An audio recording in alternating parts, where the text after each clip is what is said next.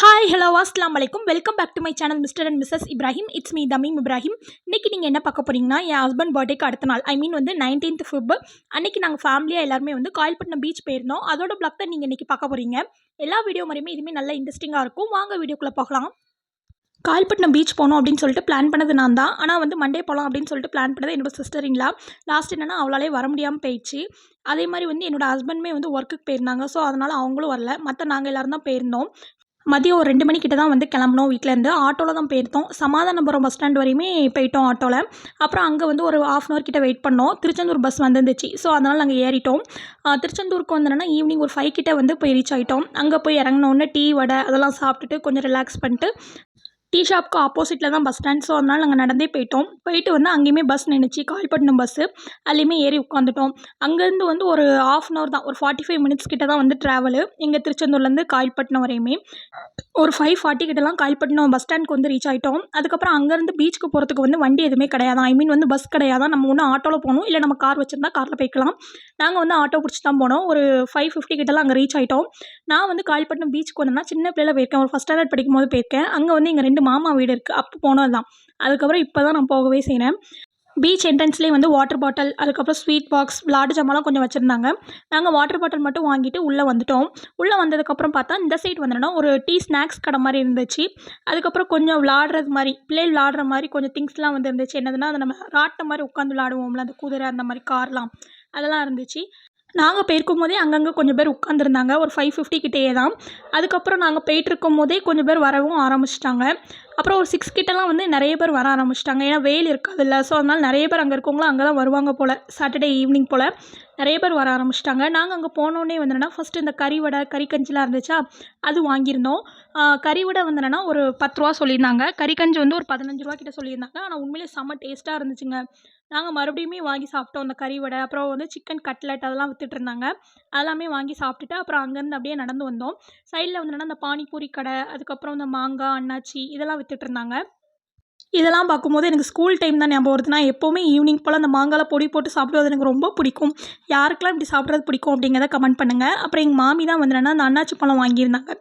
வாங்கிட்டு அப்படியே நாங்கள் சாப்பிட்டுட்டு அப்படியே நடந்து வந்துட்டு இருந்தோம் பீச் கிட்ட. எனக்கு பீச்னாலே சென்னை தான் ஞாபகம் வரும். ஏன்னா என்னோடய கசின்ஸ், அதுக்கப்புறம் என்னென்னா என்னோடய பெரியப்பா பசங்க, என் அண்ணன், அப்புறம் என்னோடய அக்கா எல்லாருமே அங்கே தான் இருக்காங்களா. நாங்கள் லீவுக்கு தான் அங்கே சென்னைக்கு போவோம். சென்னைக்கு போனால் நாங்கள் கண்டிப்பாக பீச்சுக்கு போவோம். பீச்சுக்கு போயிட்டு ஒரு 4 hours கிட்ட அங்கே டைம் ஸ்பெண்ட் பண்ணிட்டு நல்லா குளிச்சுட்டு விளாண்டுட்டு தான் நாங்கள் எல்லாருமே வருவோம். நாங்கள் எல்லாருமே நல்லா உட்காந்து பேசிகிட்டே இருந்தோம். அதுக்கப்புறம் சிக்கன் ரோல் வந்துச்சா, சரின்னு சொல்லிட்டு அதையுமே வாங்கி சாப்பிட்டுட்டு இருந்தோம். என் பையன் என் தம்பி கூட நல்லா விளாண்டுட்டு இருந்தான். நான்லாம் பீச்சுக்கு போனால் கால் மட்டும் நனைக்க மாட்டேன், குளிச்சுட்டு கண்டிப்பாக வந்துடுவேன். இந்த தடவை மட்டும் தான் குளிக்கவே இல்லை, கால் மட்டும் நனைச்சிட்டு வந்தேன். ஏன்னா என் பையன் இருக்கனால என்னால் ஒன்றுமே பண்ண முடியல. அவன் என் கூடவே ஓடி ஓடி வந்துட்டு இருந்தானா. பின்னாடி எங்கள் பெத்தா கமெண்ட்ரி கொடுத்துட்டு இருந்தாங்க, நான் வாரம் பார் புடி புடி அப்படின்னு. நான் அவனை பிடிக்கவா இல்லை கால் நினைக்கவான்னு எனக்கே தெரில. சரி வாடா கால் நினைக்கலாம் அப்படின்னு சொல்லிட்டு கூப்பிட்டா அவனும் வரமாட்டேக்கான். சரி விட்டுட்டு வந்தால் பின்னாடியே வரான். சரி நில்லு அப்படின்னு சொல்லிட்டு எங்கள் வீட்டில் எல்லாருமே கூப்பிட்டுட்டு இருந்தேன், வாங்க நம்ம கால் நினைக்கலாம் அப்படின்னு சொல்லிட்டு. எங்கள் வீட்டில் எப்படின்னா, எங்கள் பெத்தாவை தவிர மற்ற எல்லாருமே பீச்சில் குளிக்கவே செய்வோம். சென்னைக்கு போனாலுமே அப்படி தான். நாங்கள் எல்லாருமே பீச்சில் குளிச்சு விளாண்டுட்டு இருப்போமா. எங்கள் பெத்தா பின்னாடி உட்காந்து கமெண்ட்ரி கொடுத்துட்ருப்பாங்க, வாங்க வீட்டுக்கு சீக்கிரமாக போகலாம், டைம் ஆகிட்டு அப்படின்னு சொல்லிட்டு. இங்கேயுமே அதே தான் பண்ணிகிட்டு இருந்தாங்க. எங்கள் அம்மா வந்தாங்க. எங்கள் அம்மாவும் நானும் அப்புறம் என் பையனை கையில் வச்சுக்கிட்டேன். நாங்கள் 3 பேருமே சேர்ந்து நின்று அப்படியே பீச்சில் கால் நினைக்கலாம் அப்படின்னு சொல்லிட்டு ஃபஸ்ட்டு போயிருந்தோம். என் பையனை கீழே இறக்கி விட்டுட்டேன். அவன் என்னென்னா தூக்கு அப்படின்னு சொல்லிட்டான். சரின்னு சொல்லிட்டு அவனை தூக்கிட்டு அப்படியே பீச் கிட்ட கொண்டுட்டு போனேன். கொண்டுட்டு போய் கால் நினைக்க வைக்கலாம் அப்படின்னு சொல்லிட்டு நிப்பாட்டினேன். அவன் மாட்டவே மாட்டேன்னு அடம்பிடிச்சிட்டு இருந்தான். சரின்னு சொல்லிட்டு நிப்பாட்டுவோமே அப்படின்னு சொல்லிட்டு நிப்பாட்டி விட்டேன். கால் கொஞ்சம் லைட்டாக தண்ணி பட்டுச்சு. அவன் நல்லா சிரிக்க ஆரம்பிச்சிட்டான். சரின்னு சொல்லிட்டு அவனை விட்டுட்டு பீச்சில் நேம் எழுதுவாங்கல்ல அந்த மண்ணில், அதை எழுதலான்னு பார்த்தா இது ஃபெயில் ஆகிட்டு. அதுக்கப்புறம் மறுபடியும் எழுதினேன். எழுதி முடிக்கவும் டக்குன்னு அலை வந்துட்டு. சரி எப்படியோ ஃபோட்டோ வீடியோஸ் எடுத்துட்டோம் அந்த இதை. நாங்கள் எங்கே வெளியே போனாலுமே என்னோடய ஃபோட்டோகிராஃபர்னு பார்த்தா என்னோடய தம்பி தான். என்னோடய சிஸ்டர் இன் லா வந்தால் அவள் எடுப்பாள், இல்லைனா என் ஹஸ்பண்ட். இந்த தடவை என்னோடய சிஸ்டர் இன் லாவும் வரல, என்னோடய ஹஸ்பண்டுமே வரல. என் சின்ன தம்பி தான் மாட்டிக்கிட்டான். அவனை வச்சு தான் எல்லா ஃபோட்டோ வீடியோஸ் எல்லாமே எடுத்துகிட்டு இருந்தேன். நான்லாம் எப்படின்னா பீச் ஆகட்டும், ஆறு அங்கெல்லாம் குளிக்க போயிருந்தேன்னா நான் வெளியே வரவே மாட்டேன். அதிலேயே முங்கியே தான் கிடப்பேன். எங்கள் வீட்டில் எல்லாருமே வா வா அப்படின்னு சொல்லிட்டு அடம்பிடிச்சி கூட்டு தான் வரணும். இனி எப்போவுமே அப்படி தான். அதே மாதிரி தான் அன்றைக்குமே இருந்துச்சு. வா போகலாம் டைம் ஆகிட்டு அப்படின்னு சொல்லிட்டு இருந்தாங்க. எனக்கு வரவே மனசு இல்லை. சரின்னு சொல்லிட்டு கொஞ்ச நேரம் நின்று கால் நினச்சிட்டு இருந்தேன். அதுக்கப்புறம் நாங்கள் ஒரு 6:30 கிட்டலாம் கிளம்பிட்டோம். நாங்கள் கிளம்பவுமே நிறைய கூட்டம் வந்துகிட்டே இருந்துச்சு. போகிற வழியில் அதே கடையில் தான் மாங்காய் இருந்துச்சா, மாங்காய் வந்து என்னோடய ஃபேவரெட். ஸ்கூல் டைம்லலாம் நான் அதிகமாக அதான் சாப்பிடுவேன். போகும்போது வந்து மாங்காய் அவங்க கட் பண்ணல. சரி வரும்போது சாப்பிட்டுக்கலாம் அப்படின்னு சொல்லிட்டு தான் விட்டுட்டு வந்தேன். பீச்லேருந்து வெளியே நடந்து வந்துட்டு இருந்தோமா, பக்கத்தில் வந்து என்னன்னா அந்த கிட்ஸ் ப்ளே அப்படிங்கிற மாதிரி வந்து இருந்துச்சு. அங்கே வந்து என்னன்னா ஒரு கேஃபே மாதிரி தனியாக வந்து குட்டியாக இருந்துச்சு சைடில். அதையும் தாண்டி போனால் வந்து கிட்ஸ் வந்து ப்ளே பண்ணுற ஏரியா வச்சுருந்தாங்க. டோக்கன் அமௌண்ட் வந்து என்னன்னா ஒரு ₹100 பே பண்ணியிருந்தோம்னா நம்ம கிட்ஸை கூட்டிகிட்டு எவ்வளோ நேரம்னாலும் விளாட்லாம் அப்படிங்கிற மாதிரி சொல்லியிருந்தாங்க. சரின்னு சொல்லிட்டு நாங்கள் வந்து வெளியே பீச்லேருந்து வெளியே வரத்துக்கே ஒரு 7 கிட்ட ஆகிட்டு, சரி இதுக்கப்புறம் ப்ளே பண்ணவா அப்படிங்கிற மாதிரி தான் யோசிச்சு வந்துட்டு இருந்தோம். சரி எப்படியோ வந்துட்டோம், ப்ளே பண்ண வச்சுருவோம் பிள்ளைய அப்படின்னு சொல்லிட்டு தான் உள்ளே கூட்டிகிட்டு வந்துட்டேன். அங்கே வந்து என்னெல்லாம் இருந்துச்சுன்னா, ஃபஸ்ட்டு வந்து அந்த பால்ஸ் வந்து போட்டு விளாண்டுட்டு இந்த சர்க்கஸ் மாதிரி இருந்துச்சு. அதில் கொஞ்சம் நேரம் விளாண்டான். அதுக்கப்புறம் இந்த ஜம்ப் பண்ணுவோம் இல்லையா, அதில் வந்து கொஞ்சம் நின்று விளாண்டுட்டு இருந்தான். கொஞ்சம் நல்லா தான் விளாண்டுட்டு இருந்தான். பக்கத்தில் ஒரு பிள்ளை உட்காந்து அழுதுட்டு இருந்துச்சா, அதை பார்த்து கொஞ்சம் பயப்பட ஆரம்பிச்சிட்டான். சரின்னு சொல்லிட்டு அவன் கையை பிடிச்சி விளாண்டுட்டு இருந்தேன்.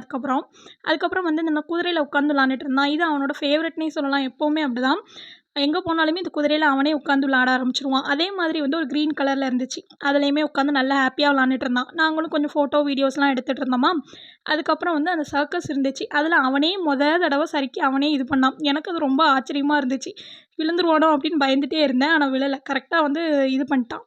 அதுக்கப்புறம் ஊஞ்சல். இவனை ஊஞ்சல் பிரியன்னே சொல்லலாம். ஊஞ்சலில் உட்கார வச்சுட்டோம்னா இறங்கவே மாட்டான். இறக்கி விட்றது ரொம்ப கஷ்டம். அன்றைக்குமே அப்படி தான், வரவே மாட்டேன் அப்படின்னு சொல்லிட்டு அடம்பிடிச்சிட்டு இருந்தான். என் தம்பி எப்படியோ கூப்பிட்டு பார்த்தா வரவே இல்லை. சரி ரைட்டு அப்படின்னு சொல்லிட்டு நான் அந்த பிளேஸை வந்து கொஞ்சம் வீடியோ எடுத்துகிட்டு இருந்தேன். எதுக்குன்னா உங்கள் எல்லாத்துக்குமே காட்டுறதுக்காக தான். நீங்கள் காயல்பட்டினம் வந்தீங்கன்னா உங்கள் கிட்ஸை கூட்டிகிட்டு வரதுக்கு யூஸ்ஃபுல்லாக இருக்கும்ல, அதான். அப்புறம் எப்படியோ அங்கேருந்து கூட்டிகிட்டு வந்துட்டோம். நம்ம ஃபஸ்ட்டு வந்து விளாண்டாம்ல அந்த பால்ஸில், அதில் கொஞ்சம் நேரம் விளாண்டுட்டு இருந்தான். உள்ளே வந்து நான், என் தம்பி, அப்புறம் என் பையன், நாங்கள் 3 பேர் தான் நின்றுட்டுருந்தோம். மற்ற எல்லாருமே வெளியே வெயிட் பண்ணிட்டு இருந்தாங்க. அவங்க எல்லாருமே இங்கே விளாட போக வேண்டாம் அப்படி தான் சொன்னாங்க. நான் தான் வந்து இல்லை வெளியே எங்கேயுமே அந்தளவுக்கு நான் கூட்டு போகிறதில்ல. கூட்டு போனாலுமே ப்ளே ஏரியா அந்தளவுக்கு இல்லைல்ல. சரி எப்போ தான் இங்கே கூட்டு வரோம், விளாடட்டுமே, டைம் ஆனால் என்ன பார்த்துக்கலாம் அப்படின்னு சொல்லிட்டு தான் நான் கூட்டிகிட்டு வந்துட்டு இருந்தேன். என் பையனுமே நல்லா ஹாப்பியாக விளாண்டுட்டு இருந்தான். அதுவே எனக்கு போதும். அதுக்கப்புறம் வந்து பக்கத்தில் வந்து அந்த ரெஸ்டாரண்ட் மாதிரி இருக்குன்னு சொல்லியிருந்தோம் இல்லையா, அங்கே வந்து இந்த ஐஸ்கிரீம், அப்புறம் சிக்கன், பர்கர், ஜூஸஸ் அதெல்லாமே இருந்துச்சுன்னு போட்டிருந்தாங்க. சரி ரைட் அப்படின்னு சொல்லிட்டு என் தம்பிக்கிட்ட வந்து அவனை விட்டுட்டு நான் வந்து ஜூஸ் வந்து ஆர்டர் போட்டிருந்தேன். லெமன் ஜூஸ் தான். நல்லா இருந்துச்சு. நான் சொன்ன மாதிரியே செஞ்சு தந்திருந்தாங்க நல்லா கூலாக. அதை சாப்பிட்டுட்டு நாங்கள் அங்கேருந்து ஒரு 7:30க்கு மேலெலாம் வந்து கிளம்பிட்டோம் பீச்லேருந்து. காயல்பட்டினத்துலேருந்து திருச்செந்தூருக்கு பஸ்ஸில் போயிட்டோம். திருச்செந்தூர்லேருந்து வந்து டேரெக்டாக திருநெல்வேலிக்கு பஸ் இருந்துச்சு. ஒரு 8:30 கிட்டலாம் அதில் நாங்கள் ஏறிட்டோம். வீட்டுக்கு வந்து ஒரு 10 கிட்ட தான் வந்து ரீச் ஆயிருந்தோம். இந்த வீடியோ உங்களுக்கு பிடிச்சிருந்துச்சுன்னா மறக்காமல் என்னோட சேனலை வந்து லைக் பண்ணுங்கள், சப்ஸ்கிரைப் பண்ணுங்கள், ஷேர் பண்ணுங்கள். நெக்ஸ்ட் வீடியோவில் பார்க்கலாம். Bye friends.